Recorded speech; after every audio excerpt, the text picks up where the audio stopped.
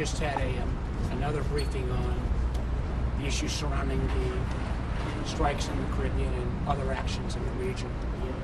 And before I get to the substance of it, I continue to think that the whole underlying basis and effect of equating a boat or an entity that has drugs on it the same as, in a sense, terrorists that have guns or bombs, I find problematic. I found the two areas that I'm most focused on right now is the video that I saw last week. I believe the American people deserve to see.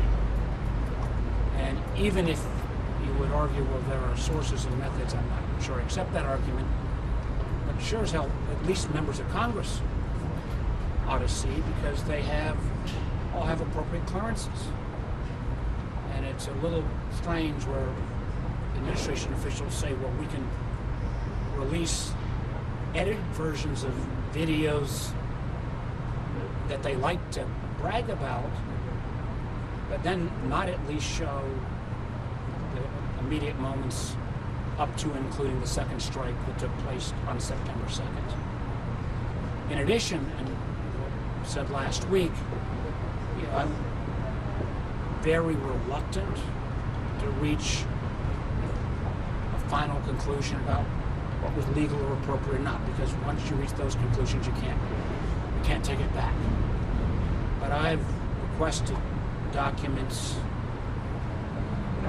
execution orders, around communications, around JAG opinions, about whether the overall legal opinion was in any way changed after the September 2nd attack. And then when the legal briefing was finished on September 5th. So far, I've not got those answers.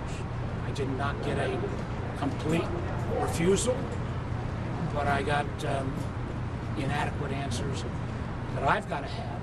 And frankly, I think the members of Congress deserve, and for that matter, if all of this is not going to be shared with the American public, members of Congress need to make judgments, and we've got to have all those documents. And sure as heck, the videos themselves need to be seen, I believe, by the American public, but at the very least, by all members of Congress. Senator Warner,